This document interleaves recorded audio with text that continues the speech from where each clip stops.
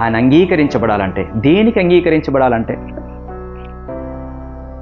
మనిషిగా పుట్టాడు, తను తాను రిక్తునిగా చేసుకున్నాడు, పూర్తిగా దాసునిలాగా మారిపోయాడు, పనివాణిలాగా మారిపోయాడు.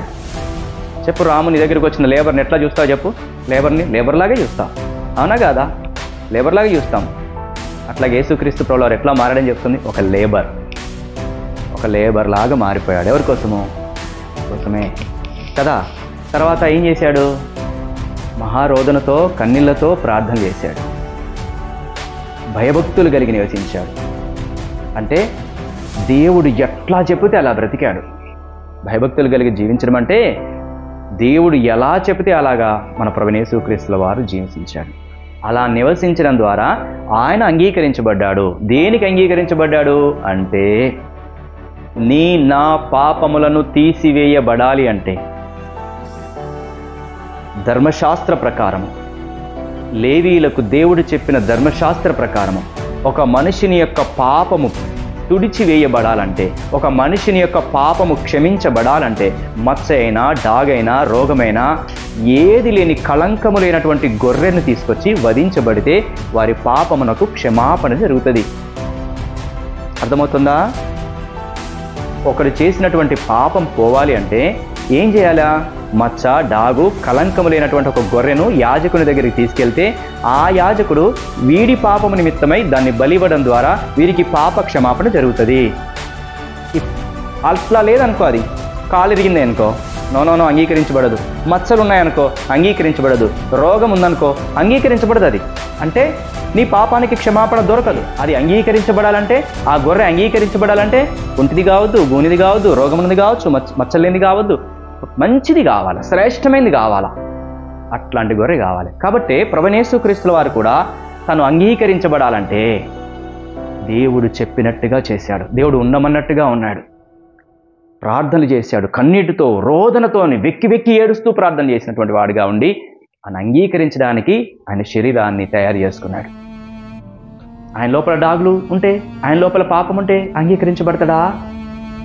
దేనికి అంగీకరించబడాలంటే, చచ్చిపోవడం కొరకు, దెబ్బలు తినడం కొరకు, రక్తం కార్చడం కొరకు, ఉమ్మి వేయించుకోవడం కొరకు, గడ్డము పెరికి వేయించుకోవడం కొరకు అంగీకరించబడాలంటే, రాజుగా చేయడం కోసం అంగీకరించబడడం కోసం కాదు.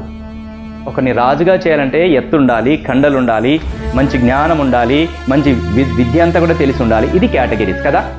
కానీ చచ్చిపోవాలంటే కూడా అర్హత కావాలి. ఏంటి అర్హత? పాపము లేనివాడుగా పరిశుద్ధంగా ఉండాలి, దేవుడు చెప్పినట్టుగా ఉండాలి.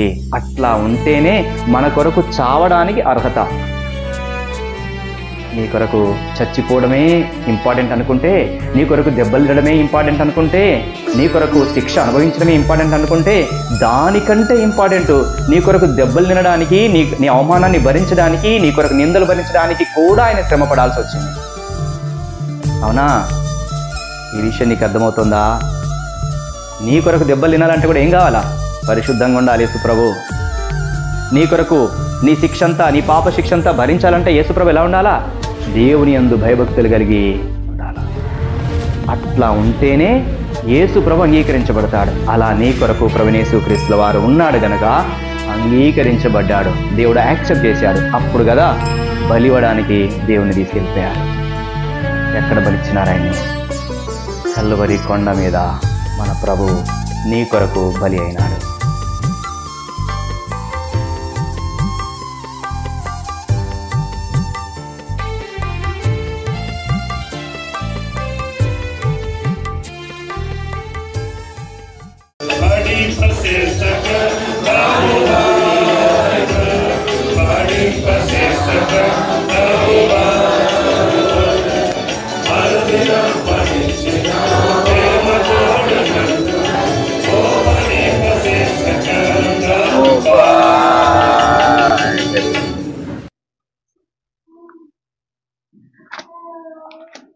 పేతురు రాసిన మొదటి పత్రిక 2వ అధ్యాయము. పేతురు రాసిన మొదటి పత్రిక 2వ అధ్యాయము 9వ వచనాన్ని 10వ వచనాన్ని అందరం కలిసి చూద్దాం. పేతురు రాసిన మొదటి పత్రిక 2వ అధ్యాయము 9, 10 వచనాలు కలిసి చదువుదాం. చదుదాము. అయితే మీరు చీకటిలో నుండి ఆశ్చర్యకరమైన తన వెలుగులోనికి మిమ్మల్ని పిలిచిన వాని గుణాతిశయమును ప్రచురము చేయ నిమిత్తము ఏర్పరచబడిన వంశమును, రాజులైన యాజక సమూహమును, పరిశుద్ధ జనమును, దేవుని సొత్తైన ప్రజలునై ఉన్నారు. ఒకప్పుడు ప్రజగా ఉండక ఇప్పుడు దేవుని ప్రజ అయితరి. ఒకప్పుడు కనికరింపబడక ఇప్పుడు కనికరింపబడిన వారైతరి. చాలు, ప్రార్థన చేద్దాం. పరిశుద్ధుడైన మా తండ్రి, మా ప్రభువైన యేసుక్రీస్తు నామములో మీ పాసానికి వస్తున్నాను.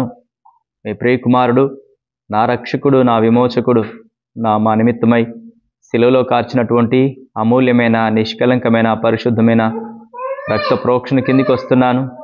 అయితే నన్ను క్షమించుము, మీ రక్తం చేత కడుగుము, పరిశుద్ధపరచుము.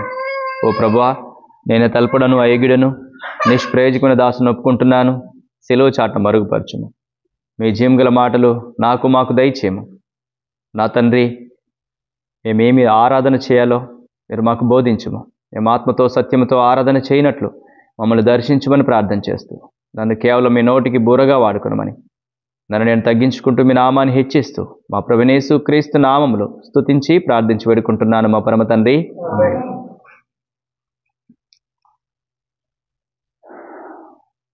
9వ వచనాన్ని మరొకసారి ఎవరైనా చదవండి.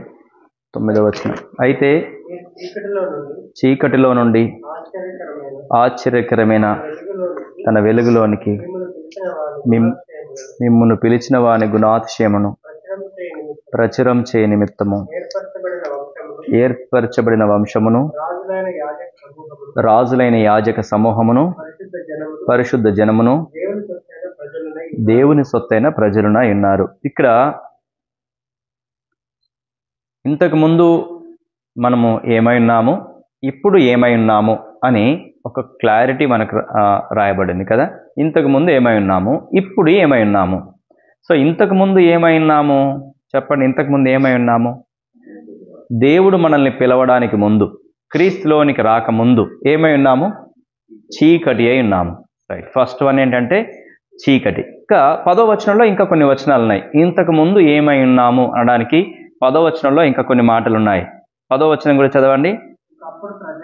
ఒకప్పుడు ప్రజగా ఉండక ఇప్పుడు దేవుని ప్రజ అయితిరి. ఒకప్పుడు కనికరింపబడక ఇప్పుడు కనికరింపబడిన వారైతిరి. ఒకప్పుడు ఎలా ఉన్నాం? ఫస్ట్ పాయింట్, ప్రజగా ఉండక. 10వ వచనంలో ప్రజలము కాము. ఒకప్పుడు ప్రజలమా కాదు, కానీ ఇప్పుడు ప్రజలమా అని చెప్పి. ఒకప్పుడు ప్రజలము కాము. మళ్ళీ ఇంకోటి ఏంటిది? ఒకప్పుడు కనికరం లేదు, కనికరము మన పైన లేదు. 3 విషయాలు. ఒకప్పుడు ఎలా ఉన్నాం అంటే క్రీస్తులోనికి రాకముందు, అంటే ఇంకా వాక్యానుసారంగా వాక్య ప్రకారం చూస్తే దేవుడు మన పిలవడానికి అంటే ముందు. ఇక్కడ అదే అంటున్నాడు కదా. ఏమంటున్నాడు? మిమ్మును పిలిచినవా అని అంటున్నాడు. మిమ్మును పిలిచినవా అని అంటే పిలవక ముందు, క్రీస్తు మనల్ని పిలవక ముందు, క్రీస్తులోనికి రాకముందు, రక్షణ పొందక ముందు మనం ఎలా ఉన్నాము? చీకటి అయి ఉన్నాము. రెండోది, ఆయన ప్రజలముగా లేము. మూడోది, మన మీద కనికరం అనేది లేదు. ఇప్పుడు అవన్నీ ఏమున్నాయి ఇప్పుడు అన్నది మళ్ళా రాయబడి ఉంది. ఓకేనా? ఇప్పుడు ఏమై ఉన్నాం మరి? మనము పిలిచిన తర్వాత, క్రీస్తులోనికి వచ్చిన తర్వాత ఏమై ఉన్నాము? ఏమై ఉన్నాము? ఇప్పుడు 9వ వచనంలో చూడండి. అయితే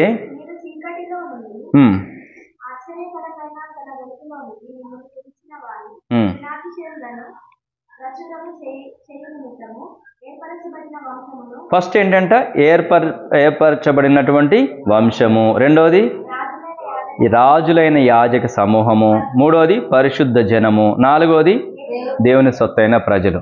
ఎన్నున్నాయి కదా? దేవుని క్రీస్తులోనికి రాకముందు మనం ఏమై ఉన్నాము? చీకటి, దేవుని ప్రజలము కాము. తర్వాత కనికరం అనేది లేదు, మన మీద కనికరం అనేది లేదు. అట్లాంటి పరిస్థితుల్లో ఉన్నాం. ఇప్పుడు క్రీస్తులోనికి వచ్చిన తర్వాత 4 ఉన్నాయి. ఏంటివి? మొదటిది ఏంటిది? ఫస్ట్ది ఏంటిది? ఏర్పరచబడిన వంశం. ఫస్ట్ది ఏంటిది? ఏర్పరచబడిన వంశం. రెండోది రాజులైన యాజక సమూహము, రాజులము ప్లస్ యాజకులముగా చేయబడ్డాం. మూడోది పరిశుద్ధ జనము. నాలుగోది దేవుని సొత్తైన ప్రజలమయ్యా. 4 విధాల బెనిఫిట్స్ వచ్చాయి మనకి కదా. తర్వాత 10వ వచనంలో కూడా కొన్ని బెనిఫిట్స్ ఉన్నాయి. మళ్ళీ 10వ వచనంలో బెనిఫిట్స్ ఏంటి చెప్పండి? దేవుని ప్రజలము, తర్వాత కనికరము, పొందేవారముగా ఉన్నాం. ఎన్ని బెనిఫిట్స్ వచ్చాయి? 6. 3 రకాలనేమో నష్టాలు. దేవుని రాకముందు 3 రకాల దూరంగా ఉన్నాం దేవుడికి. దేవుడి దగ్గరికి వచ్చిన తర్వాత, దేవుడు పిలిచిన తర్వాత 6 రకాల ఆశీర్వాదాలు కదా. 6 రకాలైన ఆశీర్వాదాలు ఉన్నాయి. ఇప్పుడు మళ్ళీ ఒకసారి రివైండ్ చేద్దాం. ఏవి 3, ఏవి 6? ఇవి ఒక క్లారిటీ రావాలా. ఏవి 3 మనకి?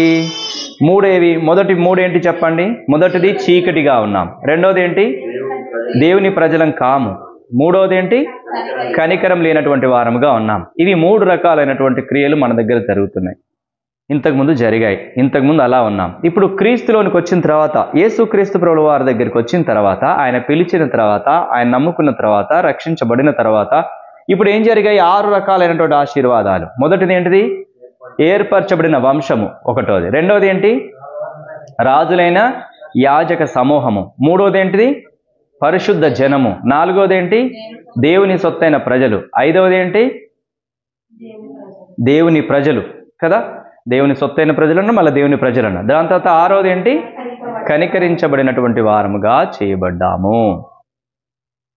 నిజంగా అలా చేయబడితే మనమైనా ఆరాధించవచ్చు. అలా చేయబడకపోతే, ఆరాధన చేస్తే అబద్ధమే. అది మనం అబద్ధం ఆడినట్టే. ఇంతకుముందు నువ్వు చీకటిగా ఉన్నావా? ఇంతకుముందు దేవుని ప్రజగా లేవా? ఇంతకుముందు దేవుని కనికరం లేదా? ఇవి నీకు ఐడియా రావాలి, అవగాహన రావాలి. చీకటి అంటే ఏంటి? చీకటి అంటే, ఇంతకుముందు చీకటి అన్నావంటే దేవుని దృష్టికి పాపిగా ఉన్నావని అర్థం. చీకటి దేన్ని చూపిస్తుంది? పాపాన్ని చూపిస్తుంది. ఇంతకుముందు నువ్వు నేను ఎలా ఉన్నాము? పాపముతో ఉన్నాము. భయంకరమైనటువంటి పాపముతో ఉన్నాం. ఏం పాపం చేశావు? సమస్త విధమైన కీడు, దుర్నీతి, చెడ్డ పనులు అన్నీ కూడా పాపమే. దేవునికి వ్యతిరేకమైనది ప్రతిదీ పాపమే. దేవుని మాట వినకపోవడము పాపమే కదా. ఇవన్నీ పాపాలు చేసినటువంటి వారముగా ఉన్నాము. చీకటిగా ఉన్నాము. మనలో వెలుగు ఏమాత్రము లేదు. వెలుగు సమస్త విధమైన మంచితనము, చీకటి సమస్త విధమైనటువంటి చెడు. వెలుగు అంటే ఏంటిది? సమస్త విధమైన మంచితనము. అన్ని రకాల మంచి గుణాలు కలిగి ఉండడమే వెలుగు. చీకటి అంటే అన్ని రకాల చెడ్డ గుణాలు కలిగి ఉండడమే చీకటి. అన్ని రకాల చెడు లక్షణాలతో మనం ఉన్నామా లేదా? ఇది కన్ఫర్మేషన్ కావాలి మనకి. నిజంగా నేను చీకటి అయి ఉన్నానా లేదా అనే కన్ఫర్మేషన్ కావాలి. నిజంగా నువ్వు చీకటి అయి ఉన్నావా లేదా? లేదు, నా లోపల కొంత చీకటి, కొంత వెలుగు ఉన్నదని అనుకుంటున్నా. కొంతమంది ఇలాగే అనుకుంటారు. లేదు, నేను కొంత వ్యక్తిని, కొంత మంచోడిని, కొంత చెడ్డోని, కొంత మంచివాణ్ణి, కొంత చెడ్డవాణ్ణి అని అనుకుంటాం. అందరూ అలాగే అనుకుంటాం కదా. ఇప్పుడు రాత్రికాల సమయంలో లైట్లు వేసుకున్నాము. రాత్రికాల సమయం, అది లైట్ వేసేసి ఉంచాము. ఓకేనా? కరెంటు పోయింది అనుకుందాం. మొత్తం ఏం ఏర్పడుతుంది చెప్పండి? చీకటి ఏర్పడుతుంది కదా. ఆ రూమ్ నిండా మొత్తం కూడా చీకటి అలుముకుంటుంది. ఇక ఎందుకని? కరెంటు పోయింది కాబట్టి. సో ఇప్పుడు మళ్ళీ లైట్ వేసాం. లైట్ వేయగానే మళ్ళీ కరెంట్ వచ్చింది, లైట్ వేసాం. ఇప్పుడు ఏం జరుగుతుంది? వెలుగు వస్తుంది. సగం రూము చీకటి, సగం రూము వెలుగు ఉంటుందా? ఎప్పుడైనా చూసారు అట్లాగా? చీకటి ఉన్న చోట వెలుగుంటుందా? వెలుగున్న చోట చీకటి ఉంటుందా? అవి రెండింటి కలిసి ఉండగలుగుతాయా? ఉండగలుగుతాయని ఎవరైనా చెప్పండి. వెలుగు చీకటి కలిసి ఉండగలుగుతాయా? మరి నువ్వేమంటున్నావంటే, నేను కొంత మంచోడిని, కొంత చెడ్డోడిని. అంటే నువ్వేమంటున్నావంటే, కొంత చీకటి ఉంది, నా లోపల కొంత వెలుగు ఉంది, రెండు మిక్స్ అయి ఉన్నాయి, రెండు మిక్స్ ఉంటాయి అంటున్నావు. ఎవరైనా నమ్ముతారా అట్లా అన్నప్పుడు? ఇక నమ్ముతారా? మా ఇంట్లో ఏంటో తెలుసారా, నేను లైట్ వేస్తే ఒక సైడ్ ఏమో వెలుగు ఉంటుంది, ఒక సైడ్ ఏమో చీకటి ఉంటుంది అంటే నమ్ముతారు ఎవరైనా? పిచ్చోడవారా అంటారు. మరి ఇప్పుడు మనల్ని కూడా ఏమనాలి? నేను కొంత మంచోని, కొంత చెడ్డోని అన్నాం అనుకో, పిచ్చోడా అంటారు. దేవుడైతే పిచ్చోడా అంటాడు. మనుషులకు అది అర్థం కాకపోవచ్చు, కానీ దేవుడైతే పిచ్చోడా అంటారు. అరే, చీకటి ఉన్న చోట వెలుగు ఉండదురా, వెలుగున్న చోట చీకటి ఉండదురా, రెండు కలిసి ఉండలేవురా అంటాడు. కాబట్టి ఈ సత్యాన్ని ఈరోజు నువ్వు తెలుసుకో. నువ్వు మంచోడు కాదు, నువ్వు చీకటి అని తెలుసుకో. అవునా కదా? నువ్వు చీకటి, నేను కొంత మంచోని. తీసేయి ఈ రోజు నుంచి ఆ స్వభావాన్ని, ఆ ఆలోచనలు తీసేయి. నువ్వంతా చెడ్డోడివే, నువ్వంతా చెడ్డదానివే, నువ్వంతా చీకటే, నీ లోపల ఏ మంచితనము లేదు. నువ్వు అనుకుంటున్నావు కానీ అది మంచితనం కాదు. ఆ గ్రహింపులోనికి ఈరోజు నువ్వు నేను రావాలి. ఎలాగైతే చీకటి వెలుగు కలిసి ఉండవో అలాగే నీ హృదయంలో కూడా మంచి చెడు నీ లోపల కలిసి లేదు. అంతా చెడుతో నింపబడి ఉన్నావు. నువ్వు చెడే చేస్తున్నావు, నువ్వు చీకటిగా ఉన్నావు అని వాక్యం చెప్తోంది. దేవుడు ఈరోజు నీ విషయంలో నా విషయంలో సాక్ష్యము, నువ్వు చీకటి, మునుపు చీకటి అయి ఉన్నావు. ఏ మంచితనం కూడా లేనటువంటి వారముగా మనం ఉన్నాం. మంచి చేయాలని ఆలోచన చేస్తాం కానీ మంచి చేయము, కీడే చేస్తాం, నష్టమే చేస్తాం. అలాంటి స్వభావం కలిగినటువంటి వారం మనము అని వాక్యం చెప్తోంది. ఇది ఒక క్లారిటీ కావాలా. ఈ క్లారిటీ నీకు వస్తేనే, ఇది నీకు అర్థమైతేనే నువ్వు వెలుగుగా మార్పు చెందావని నీకు అర్థమవుతుంది. తర్వాత రెండవది ఏమంటున్నాడు ఇక, ఏంటంట, దేవుని ప్రజలం కాము మనం. దేవుని ప్రజలమా? లేదు, మనం దేవుని ప్రజలమా? కాదు. ఇష్టం వచ్చిన దానికి మొక్కుతూ, ఇష్టం వచ్చిన దానికి పూజ చేస్తూ, మన ఇష్టం వచ్చినట్టుగా మనం చేశాం. అర్థమవుతుందా? ఎవరికి ఇష్టం వచ్చినట్టు వాళ్ళు పూజలు చేస్తారు. ఎవరికి ఇష్టం వచ్చిన దాన్ని దేవుడు దేవత అని మొక్కుతారు. సూర్యుడు దేవుడే, చంద్రుడు దేవుడే, భూమి దేవుడే, ఆవు దేవుడే, అన్ని దేవుళ్ళే. ఎవరికి వాళ్ళముగా దేవుళ్ళుగా ప్రతిష్ఠించుకొని పూజ చేసేటటువంటి వారముగా మనం ఉన్నాము. దేవుని ప్రజలముగా లేము, దేవుని సొత్తైన వారముగా లేము. ఉన్నామని చెప్పగలవా? లేము. నీకుగా అది తెలియాలి. నేను నీ ప్రజగా లేను. నేను నాకు ఇష్టం వచ్చిందనే పూజ చేసిన వానిగా, నాకు ఇష్టం వచ్చినట్టుగానే పూజ చేసిన వానిగా, ఇష్టం వచ్చినట్టుగా ఇష్టమైన దానిని మొక్కినటువంటి వాడిగా, సత్యాన్ని అన్వేషించిన వాడిగా, నిజమైన దేవుణ్ణి తెలుసుకునేటువంటి వాడిగా నేనున్నాను. నీ ప్రజగా లేను అని తెలుసుకోవాలి. మూడోది ఏంటిది? కనికరము పొందిన వారం కాదు మనం. కనికరమే లేదు. కనికరానికి అనర్హులముగా ఉన్నాం మనం. అంటే సమస్తమైన చెడు చేస్తూ, మన ఇష్టం వచ్చినట్టు మనం బ్రతుకుతూ, దేవుని కనికరము పొందనటువంటి వారంగా మనం ఉన్నాము అని వాక్యం చెప్తోంది. ఈ 3 కేటగిరీస్, దీనిలో నుంచి దేవుడు నిన్ను విడిపించి, నిన్ను పిలిచి, ఇప్పుడు ఏం చేసినాడు ఆయన? ఏం చేశాడంట? 6 రకాల కార్యాలని మనం చూస్తాం. మొదటి కార్యం ఏంటి చెప్పండి? ఏర్పరచబడిన వంశంగా చేశాడు. ఒక ప్రత్యేకమైనటువంటి వంశంగా నిన్ను దేవుడు చేశాడు. క్రీస్తు వంశముగా, క్రీస్తు పిల్లలుగా, క్రీస్తు వారముగా మనల్ని చేశాడు. ఒక ప్రత్యేకమైన వంశం మనం ఇప్పుడు. అర్థమవుతుందా? అందుకని క్రీస్తులోనికి వచ్చిన తర్వాత నీవు ఒక వంశంలో చేర్చబడ్డావు. నాదే వంశమో, మొన్న బాప్తిజం తీసుకున్న 5గురిది కూడా అదే వంశం. కావున ఇప్పుడు మీ వంశం ఏంటిది, నా వంశం ఏంటిది? 2 సేమా కాదా? 2 సేమ్. మరి 2 సేమ్ అయినప్పుడు నాది వేరే కులము, నీది వేరే కులం అయిద్దా? అవుతుందా? అయింది అనుకో, నేను ఇంకా ఆ వంశంలో లేను అని అర్థం. ఆ వంశంలో నేనుంటే మన ఇద్దరిది సేమ్. ఉదాహరణకు అర్థం కావడం కొరకు చెప్తున్నాను. ఒకే వంశంలో ఉన్నప్పుడు కులాలు అనేవి లేవు, మనమంతా ఒక్కటే. అది గుర్తుపెట్టుకోవాలా. కానీ ఇంకా క్రైస్తవులు అనబడే కొంతమంది క్రీస్తులోనికి వచ్చిన తర్వాత కూడా నువ్వు ఫలానా కులము, నేను ఫలానా కులం అని చెప్పేవాళ్ళు లేరా? ఒకవేళ వాళ్ళు అలా అంటున్నారు అంటే వారు ఏ వంశంలో ఉన్నారని అర్థం? క్రీస్తు వంశంలో ఉన్నారా? కాబట్టి మనకైనా తెలియాలి ఇప్పుడు ఈ విషయం. వాళ్ళకే తెలియదు, లేదంటే చెప్పలేదో, వాళ్ళకి ఇంకా అర్థం కావట్లేదో మనకు తెలియదు. కానీ ఈరోజు మనకైతే అర్థం కావాల్సింది ఏంటిది? మనము ఒకే వంశము, ఏర్పరచబడిన వంశముగా దేవుడు చేశాడు. నిన్ను నన్ను ఏర్పరచబడిన వంశంలో దేవుడు చేశాడు. మనంతా ఒకటే వంశము. అర్థమవుతుందా? రైట్. రెండోది ఏంటి? రెండో విషయం ఏంటంటే చెప్పండి. రాజులైన యాజక సమూహం. ఇప్పుడు నువ్వెవరివో తెలుసా? రాజులైన యాజక సమూహంలో నువ్వు చేర్చబడ్డావు అంటే నువ్వెవరివి? ఒక రాజువు, ఒక యాజకుడివి అని గుర్తుపెట్టుకోవాలి. నువ్వు ఒక రాజువి. మన దేవుడు, మన ప్రభువైన యేసుక్రీస్తు వారి గురించి వాక్యం ఏమని చెప్తుంది అంటే, ఆయన రాజులకు రాజు, ప్రభులకు ప్రభువు. యేసుక్రీస్తు ప్రభు ఎవరంటే ఆయన రాజులకు రాజు, ప్రభులకు ప్రభువు. ఇప్పుడు నీవు నేను ఎక్కడ చేర్చబడ్డామో? రాజుగా, యాజకులుగా చేయబడ్డాం. రాజు అంటే పరిపాలించే వ్యక్తివి నీవు కూడా. అర్థమవుతుందా నీకు? నువ్వు ఒక రాజు, గుర్తుపెట్టుకో. ఇంకా రెండవది, రాజు అంటే పరిపాలించేటటువంటి వ్యక్తి. రెండవది యాజకునిగా కూడా చేయబడ్డావు. యాజకుడు అంటే దేవుని సేవ చేసేవాడు, దేవుడి పని చేసేటటువంటి వాడు. కాబట్టి నీవు కూడా ఎవరు చెప్పు ఇప్పుడు? దేవుని సేవ చేయాల్సిందే. కాబట్టి ప్రతి ఒక్కరూ సువార్త చెప్పాల్సిందే. నీవు కూడా యాజకుడివే. క్రొత్త నిబంధన ప్రకారము క్రీస్తులోనికి వచ్చిన మనమంతా యాజకులము. సేవకుడు ఒక్కడే సేవ చేస్తాడు, సేవకుడు ఒక్కడే దేవుని పని చేస్తాడు అంటే కాదు. సేవకుడిని దేవుడు కాపరిగా చేశాడు. ఇక్కడ కేటగిరీస్ ఉంటాయి, కానీ అందరం సేవకులమే. ఇది గుర్తుపెట్టుకోండి, అందరం యాజకులమే. యాజకుడు అంటే మన ఇంతకు ముందున్నటువంటి దాని ప్రకారం చూస్తే పూజారి కదా, దేవుని సేవ చేసే పూజారి.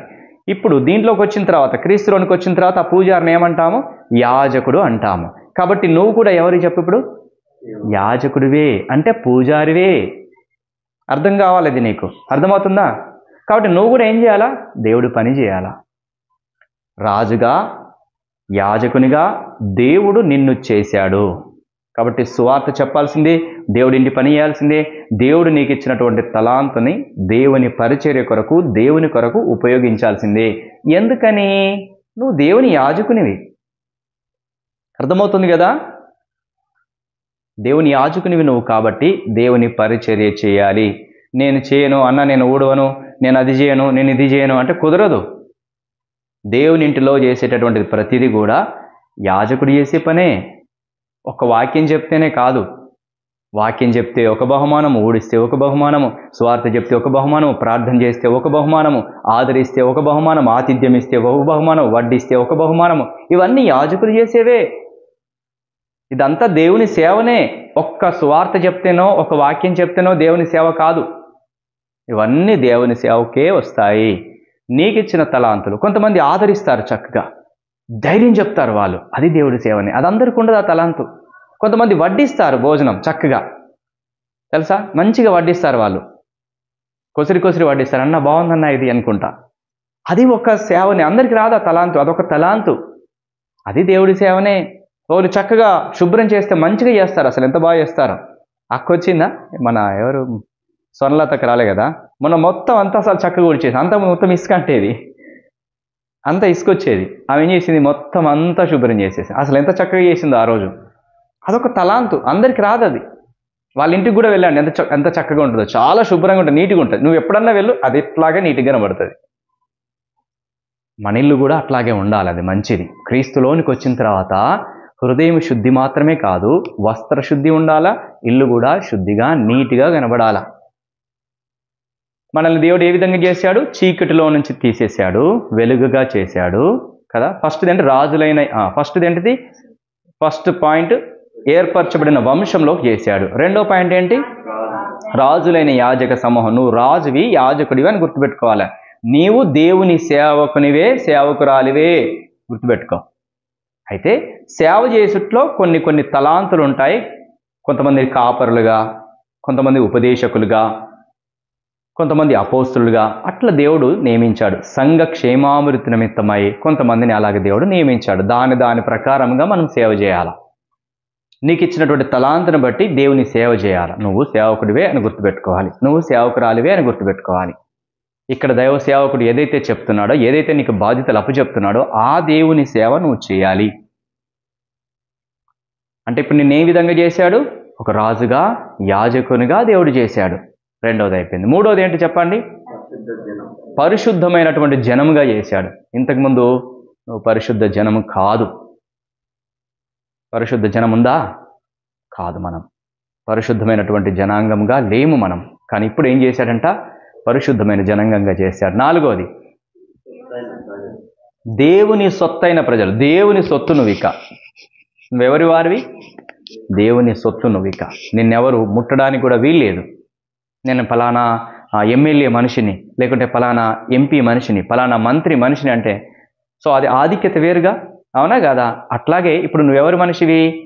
దేవుని మనిషివి. నీవు దేవుని సొత్తైన ప్రజగా చేశాడు. ఎంత గొప్ప ఆధిక్యత చెప్పండి. లాస్ట్ది ఏంటి? ఇప్పుడు లాస్ట్ది ఏంటిది?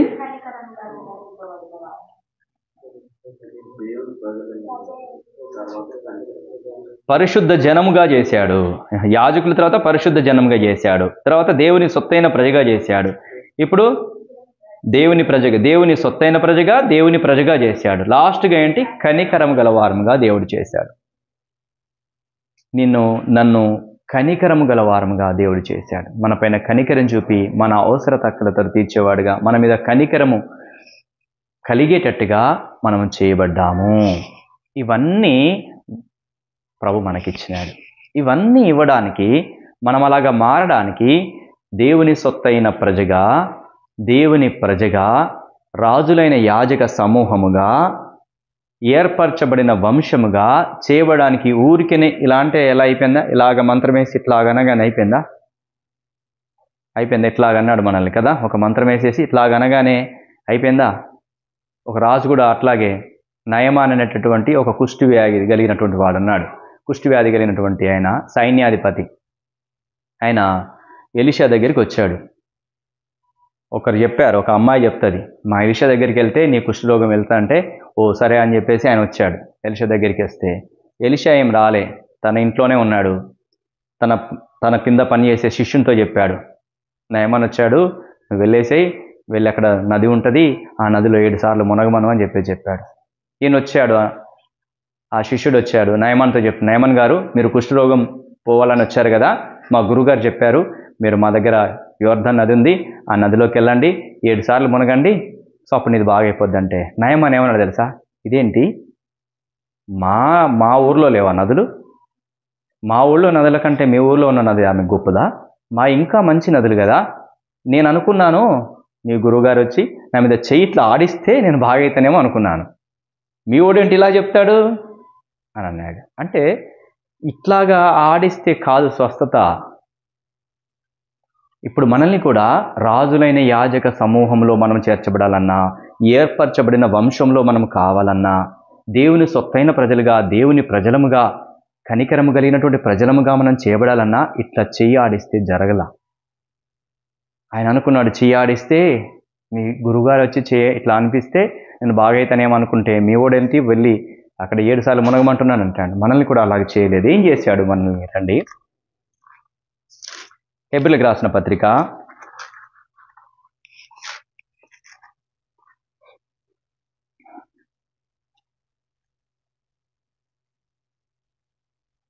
1st పాయింట్ 2వ అధ్యాయం, హెబ్రీయులకు రాసిన పత్రిక 2వ అధ్యాయం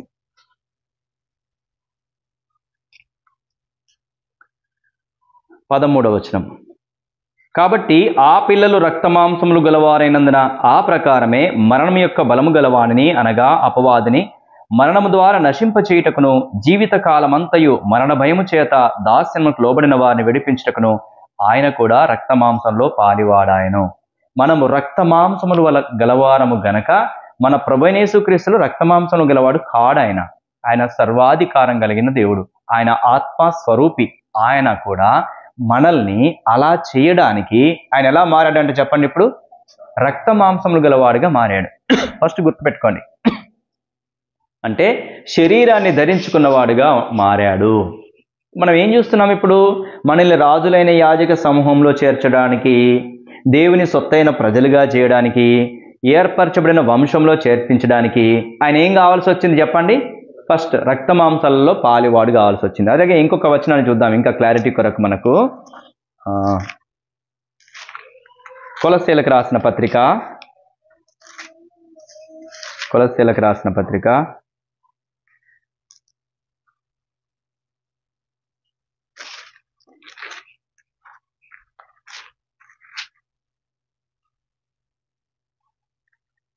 'లేకుంటే ఎఫెసీయులకు రాసిన పత్రిక చూద్దాం. ఎఫెసీయులకు రాసిన పత్రిక, ఫిలిప్పీలకు రాసిన పత్రిక 2వ అధ్యాయము 6వ వచనం నుంచి. ఫిలిప్పీలకు రాసిన పత్రిక 2వ అధ్యాయం 6. ఆయన దేవుని స్వరూపము కలిగిన వాడై ఉండి దేవునితో సమానముగా ఉన్నట విడిచిపెట్టకూడని భాగ్యమని ఎంచుకొనలేదు గాని, మనుష్యుల పోలికగా పుట్టి దాసుని స్వరూపం ధరించుకొని తన్ను తానే రిక్తునిగా చేసుకున్నాడు. ఆయన ఎవరు? దేవుడు. దేవుడు అయి ఉండి ఇప్పుడు ఏం చేశాడు? రక్తమాంసాలు గలవానిగా మారాడు. అంటే అర్థం ఏంటిది? మనుష్యుల పోలికగా చేయబడ్డాడు, దాసుని స్వరూపాన్ని ధరించుకున్నాడు, తనను తాను పూర్తిగా తగ్గించుకున్నాడు. మామూలుగా మనిషిగా పుట్టాడంటే కాదు, దాసునిలాగా ఉన్నాడు అని చెప్తున్నాడు. ఒక దేవుడై ఉండి ఆయన ఒక మనిషిగా వచ్చి ఆయన ఒక రాజుగా ఇంకా అట్టహాసంగా ఏం బ్రతకలేదు, కానీ ఎలా ఉన్నాడంటే ఆయన దాసుని స్వరూపాన్ని ధరించుకొని ఒక దాసునిలాగా ప్రభువైన యేసుక్రీస్తుల వారు ఉన్నారు అని చెప్తున్నాడు. అవునా? చూద్దామా? మనుషుల పోలికగా పుట్టి దాసుని స్వరూపమును ధరించుకొని తన్ను తానే రిక్తునిగా చేసుకును, మరియు ఆయన ఆకారమందు మనుషుడిగా కనబడి మరణము పొందినంతగా, అనగా శిలువ మరణం పొందినంతగా విధేయత చూపిన వాడై తన్ను తాను తగ్గించుకున్నాడు. పరిపూర్ణంగా తనను తాను తగ్గించుకున్నాడు అని చెప్తాడు. అర్థమవుతుందా? ఏం జరుగుతోంది, ఏం చూస్తున్నాము, అది కాన్సన్ట్రేషన్ మనకు ఉండాలా. ఏం నేర్చుకుంటున్నాము? మనల్ని రాజులైన యాజక సమూహముగా, రాజుగా, యాజకునిగా, దేవుని సొత్తైన ప్రజగా, వెలుగుగా, వెలుగు సంబంధిగా చేయబడాలంటే దేవాది దేవుడు మనుష్యుని రూపంలోకి వచ్చినాడు, దాసుని స్వరూపాన్ని ధరించుకున్నాడు. ఎవరి కొరకు? నిన్ను నన్ను అలా చేయడం కొరకు. రెండోది చూద్దాం. హెబ్రీయులకు రాసిన పత్రిక 5వ అధ్యాయము 7వ వచనము. దాసుని స్వరూపం ధరించుకున్నాడు, రిక్తునిగా చేయబడ్డాడు. తర్వాత ఏం చేశాడు? 5వ అధ్యాయము 7వ వచనం నుండి, శరీరధారి అయిన దినములలో మహారోదనముతోనూ కన్నీళ్లతోనూ తన్ను మరణం నుండి రక్షింపగలవానికి ప్రార్థనను యాచనను సమర్పించి భయభక్తులు కలిగి ఉన్నందున ఆయన అంగీకరించబడను. ఆయన కుమారుడయ్యుండి తాను పొందిన శ్రమల వలన విధేయతను నేర్చుకును, మరియు ఆయన సంపూర్ణ సిద్ధి పొందినవాడై మెల్కీసెదెకు యొక్క క్రమంలో చేరిన ప్రధాన యాజకుడని దేవుని చేత పిలువబడి తనకు విధేయులైన వారందరికీ నిత్య రక్షణకు కారకుడాయను. మనిషిగా పుట్టాడు, తనను తాను రిక్తునిగా చేసుకున్నాడు, తనను తాను తగ్గించుకున్నాడు. ఇంకా ఏం చేశాడంట? మహారోదనతోనూ కన్నీళ్లతోనూ ప్రార్థనలు యాచనలు చేశాడు. సృష్టికర్త అయినటువంటి దేవుడు నీ కోసం నా కోసం ఏం చేశాడు? మహారోదనతోనూ కన్నీళ్లతోనూ ప్రార్థన యాచన చేశాడు. ఎప్పుడన్నా కన్నీటితో ప్రార్థన చేశావా? నువ్వు ఏడ్చుకుంటూ ప్రార్థన చేశావా? గట్టిగా అరుచుకుంటూ ప్రార్థన చేశావా? చేశారు ఎవరైనా? కన్నీళ్లతోనే. కానీ యేసుక్రీస్తు ప్రభు చేశాడు. ఎవరి కోసం? నీ కోసం, నా కోసమే. నిన్ను నన్ను ఆ స్థితిలోనికి రప్పించడం కొరకే ప్రభువైన యేసుక్రీస్తుల వారు మహారోదనతో కన్నీళ్లతో ప్రార్థన చేశాడంట. చేశాడే చేయలేదా? ఆయన చేశాడు. కనుకనే ఈరోజు రక్షించబడి ఆయన సన్నిధిలో ఉన్నాం మనం. ఇంకా ఏం చేశాడంట? భయభక్తులు కలిగి ఉండి అంగీకరించబడ్డాడు. ఆయన అంగీకరించబడాలంటే, దేనికి అంగీకరించబడాలంటే, మనిషిగా పుట్టాడు, తనను తాను రిక్తునిగా చేసుకున్నాడు, పూర్తిగా దాసునిలాగా మారిపోయాడు, పనివాణిలాగా మారిపోయాడు. చెప్పు, రాముని దగ్గరికి వచ్చిన లేబర్ని ఎట్లా చూస్తావు చెప్పు? లేబర్ని లేబర్లాగే చూస్తావు, అవునా కాదా? లేబర్లాగే చూస్తాం. అట్లాగే యేసుక్రీస్తు ప్రభువు వారు ఎట్లా మారాడని చెప్తుంది? ఒక లేబర్ లాగా మారిపోయాడు. ఎవరి కోసము? నా కోసమే కదా. తర్వాత ఏం చేశాడు? మహారోదనతో కన్నీళ్లతో ప్రార్థనలు చేశాడు, భయభక్తులు కలిగి నివసించాడు. అంటే దేవుడు ఎట్లా చెప్తే అలా బ్రతికాడు. భయభక్తులు కలిగి జీవించడం అంటే దేవుడు ఎలా చెప్తే అలాగా మన ప్రభువైన యేసుక్రీస్తుల వారు జీవించాడు. అలా నివసించడం ద్వారా ఆయన అంగీకరించబడ్డాడు. దేనికి అంగీకరించబడ్డాడు అంటే, నా పాపములను తీసివేయబడాలి అంటే ధర్మశాస్త్ర ప్రకారము, లేవీయులకు దేవుడు చెప్పిన ధర్మశాస్త్ర ప్రకారము ఒక మనిషిని యొక్క పాపము తుడిచివేయబడాలంటే, ఒక మనిషిని యొక్క పాపము క్షమించబడాలంటే, మచ్చ అయినా, డాగైనా, రోగమైనా, ఏది లేని కళంకము లేనటువంటి గొర్రెను తీసుకొచ్చి వధించబడితే వారి పాపమునకు క్షమాపణ జరుగుతుంది. అర్థమవుతుందా? ఒకడు చేసినటువంటి పాపం పోవాలి అంటే ఏం చేయాలా? మచ్చ, డాగు, కళంకము లేనటువంటి ఒక గొర్రెను యాజకుని దగ్గరికి తీసుకెళ్తే ఆ యాజకుడు వీడి పాపము నిమిత్తమై దాన్ని బలివ్వడం ద్వారా వీరికి పాప క్షమాపణ జరుగుతుంది. అట్లా లేదనుకో, అది కాలు ఇరిగింది అనుకో, నో అంగీకరించబడదు. మచ్చలు ఉన్నాయనుకో అంగీకరించబడదు. రోగం ఉందనుకో అంగీకరించబడదు. అది అంటే నీ పాపానికి క్షమాపణ దొరకదు. నేను పాపం చేశాను, యాజకుడి దగ్గరికి ఒక గొర్రెని తీసుకెళ్ళాను, అది కుంటి గొర్రె. ఇది ఎందుకులే, ఇది కుంటిది కదా, సో ఇది తీసుకెళ్ళామని యాజకుడి దగ్గర తీసుకెళ్ళాను. యాజకుడు ఆ కుంటి గొర్రెని బలి అర్పిస్తే నా పాపం పోతుందా? పోదు, అట్లాగే ఉంటుంది. ఎందుకని అది కుంటిది కాబట్టి. దానికి మచ్చలైనా డాగైనా ఉంటే అది అంగీకరించబడదు, దాని ద్వారా పాపము తీసివేయబడదు. అట్లాగే అది అంగీకరించబడాలంటే, ఆ గొర్రె అంగీకరించబడాలంటే కుంటిది కావద్దు, గూనిది కావద్దు, రోగమున్నది కావచ్చు, మచ్చలేనిది కావద్దు, మంచిది కావాలా, శ్రేష్టమైనది కావాలా, అట్లాంటి గొర్రె కావాలి. కాబట్టి ప్రభువైన యేసుక్రీస్తుల వారు కూడా తను అంగీకరించబడాలంటే దేవుడు చెప్పినట్టుగా చేశాడు, దేవుడు ఉండమన్నట్టుగా ఉన్నాడు, ప్రార్థనలు చేశాడు, కన్నీటితో రోదనతో వెక్కి వెక్కి ఏడుస్తూ ప్రార్థన చేసినటువంటి వాడిగా ఉండి ఆయన అంగీకరించడానికి ఆయన శరీరాన్ని తయారు చేసుకున్నాడు. ఆయన లోపల డాగులు ఉంటే, ఆయన లోపల పాపం ఉంటే అంగీకరించబడతాడా? దేనికి అంగీకరించబడాలంటే చచ్చిపోవడం కొరకు, దెబ్బలు తినడం కొరకు, రక్తం కార్చడం కొరకు, ఉమ్మి వేయించుకోవడం కొరకు, గడ్డము పెరికి వేయించుకోవడం కొరకు అంగీకరించబడాలంటే, రాజుగా చేయడం కోసం అంగీకరించబడడం కోసం కాదు. ఒకరిని రాజుగా చేయాలంటే ఎత్తు ఉండాలి, కండలు ఉండాలి, మంచి జ్ఞానం ఉండాలి, మంచి విద్య అంతా కూడా తెలిసి ఉండాలి. ఇది కేటగిరీస్ కదా. కానీ చచ్చిపోవాలంటే కూడా అర్హత కావాలి. ఏంటి అర్హత? పాపము లేనివాడుగా పరిశుద్ధంగా ఉండాలి, దేవుడు చెప్పినట్టుగా ఉండాలి. అట్లా ఉంటేనే మన కొరకు చావడానికి అర్హత. నీ కొరకు చచ్చిపోవడమే ఇంపార్టెంట్ అనుకుంటే, నీ కొరకు దెబ్బలు తినడమే ఇంపార్టెంట్ అనుకుంటే, నీ కొరకు శిక్ష అనుభవించడమే ఇంపార్టెంట్ అనుకుంటే, దానికంటే ఇంపార్టెంట్ నీ కొరకు దెబ్బలు తినడానికి, నీ అవమానాన్ని భరించడానికి, నీ కొరకు నిందలు భరించడానికి కూడా ఆయన శ్రమ పడాల్సి వచ్చింది. అవునా? ఈ విషయం నీకు అర్థమవుతుందా? నీ కొరకు దెబ్బలు తినాలంటే కూడా ఏం కావాలా? పరిశుద్ధంగా ఉండాలి యేసు ప్రభు. నీ కొరకు నీ శిక్ష అంతా, నీ పాప శిక్ష అంతా భరించాలంటే యేసు ప్రభు ఎలా ఉండాలా? దేవుని యందు భయభక్తులు కలిగి ఉండాలా. అట్లా ఉంటేనే యేసు ప్రభు అంగీకరించబడతాడు. అలా నీ కొరకు ప్రభువైన యేసుక్రీస్తుల వారు ఉన్నాడు గనక అంగీకరించబడ్డాడు, దేవుడు యాక్సెప్ట్ చేశాడు. అప్పుడు కదా బలివ్వడానికి దేవుణ్ణి తీసుకెళ్ళిపోయారు. ఎక్కడ బలిచ్చినారు ఆయన్ని? కల్వరి కొండ మీద మన ప్రభు నీ కొరకు బలి అయినాడు. కల్వరి శిలువలో ప్రభువైన యేసుక్రీస్తుల వారు నీ కొరకు బలిగా అర్పించబడ్డారు. తెలుసా? ఆయన రక్తమంతా కార్చబడింది. ఎన్ని గంటలో దెబ్బలు నిన్న తర్వాత పైన ముండ్ల కిరీటము, ఎర్రటి ఎండ లోపల భయంకరమైన ఆ దెబ్బలలో ప్రభుల వారు 6 గంటలు వ్రేలాడినాడు. ఆ శిక్ష అంతా నీకోసము నా కొరకు ప్రభువైన యేసుక్రీస్తుల వారు భరించినారు. ఆయన రక్తమంతా దారులై ప్రవహించింది. ప్రభువైన యేసుక్రీస్తుల వారి రక్తమంతా కారిపోయింది. ఎక్కడ? ఒక కొండలో. మామూలు ప్లేస్ కాదది, కొండ అని చెప్పబడుతోంది. ఎందుకనో తెలుసా?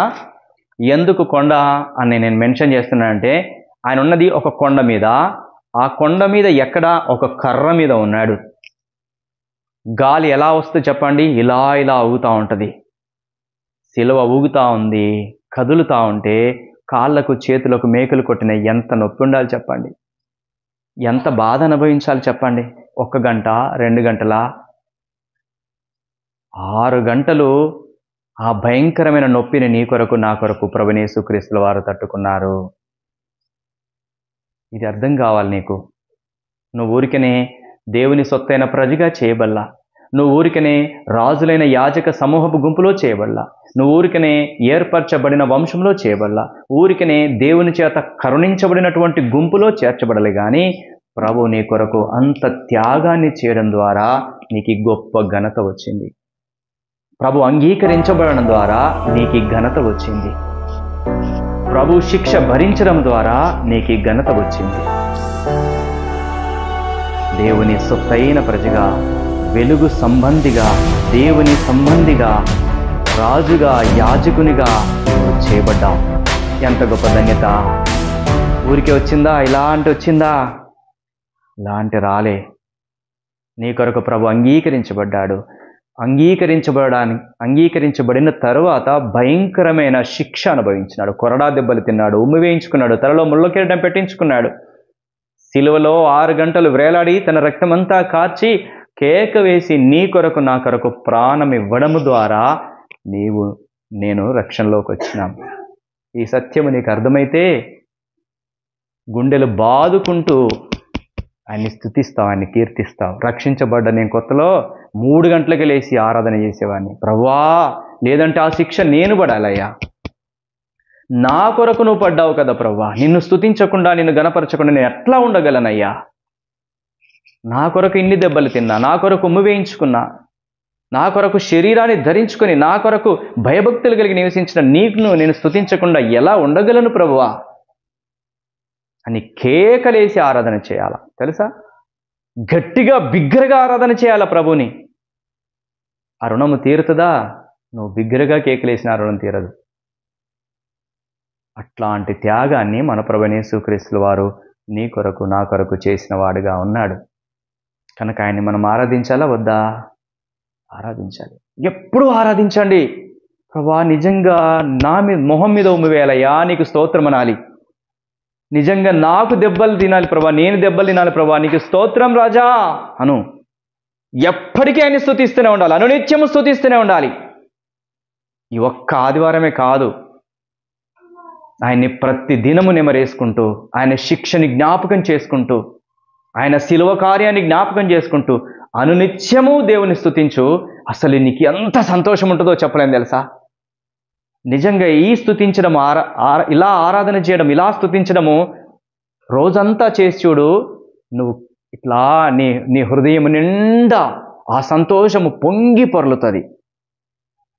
ఇది సత్యం, నేను చెప్పేది వినండి.